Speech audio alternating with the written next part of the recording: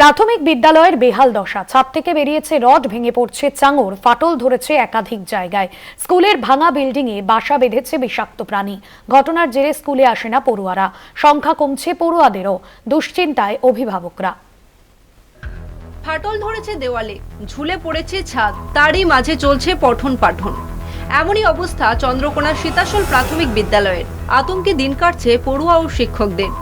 অভিভাবকদের অভিযোগ, প্রশাসনের উদাসীনতা, ঝুঁকির মুখে পড়ুয়ারা।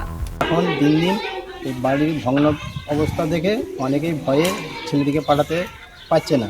তারা অন্যত্র ব্যবস্থা করছে, কেউ পাবলিক স্কুলেও ভর্তি করছে, কেউ অন্য স্কুলেও ভর্তি করছে। কিন্তু আমরা চাই আমাদের স্কুলটি আগের মতো মান নিয়ে ফিরুক। প্রায় 2 বছর এই স্কুলে পড়াশোনা বন্ধ রয়েছে, যে কোনো মুহূর্তে বিপদ ঘটতে পারে। এমনকি ছাদের টুকরো অংশ ভেঙে পড়ছে এখন। ওই জন্যে অনেক গার্জেনরা এই স্কুলে ভর্তি না করে প্রাইভেট স্কুলে ভর্তি করছে এই করুণ অবস্থার জন্য। বিদ্যালয়ে বর্তমানে প্রথম থেকে চতুর্থ শ্রেণী পর্যন্ত পড়ানো হয়। বর্তমানে মোট 20 জন পড়ুয়া রয়েছে, একজন মহিলা পার্শ্ব শিক্ষক ও একজন শিক্ষক। বছর কয়েক আগে পুরনো ভবনের জীর্ণ দশার কারণে নতুন ভবন তৈরি হয়। সেই নতুন ভবনেই দেখা দিয়েছে একাধিক ফাটল। আমার যে স্কুল বাড়ি মেইন দুটো রুম এসিয়ার দেওয়া হয়েছে, ওর যে পশ্চিম দিকে যে বিল্ডিংটা ওটা প্রায় ভগ্নপ্রায়, মানে যে কোনো মুহূর্তে ধসে পড়তে পারে। আমি ছাত্রছাত্রীদের নিয়ে খুব ভীত সন্ত্রস্ত হয়ে ক্লাস করি।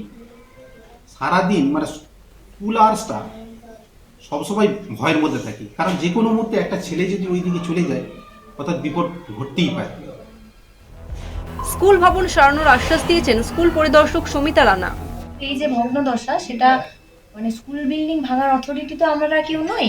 তো কনসার্ন ডিপার্টমেন্টকে জানানো আছে, ডিপিএসসি চেয়ারম্যান সাহেবের অনুমতি ছাড়া বা ওনার মানে অর্ডার কপি ছাড়া আমরা তো কোনো বিল্ডিং ভাঙতে পারি না। ভাঙা বিল্ডিং এর সাইড দিয়ে না গেলেই কোনো দুর্ঘটনা হবে না, তাই ভাঙা বিল্ডিং এর জন্য বাচ্চা কমে যাচ্ছে, সেটা ভিত্তিহীন অভিযোগ।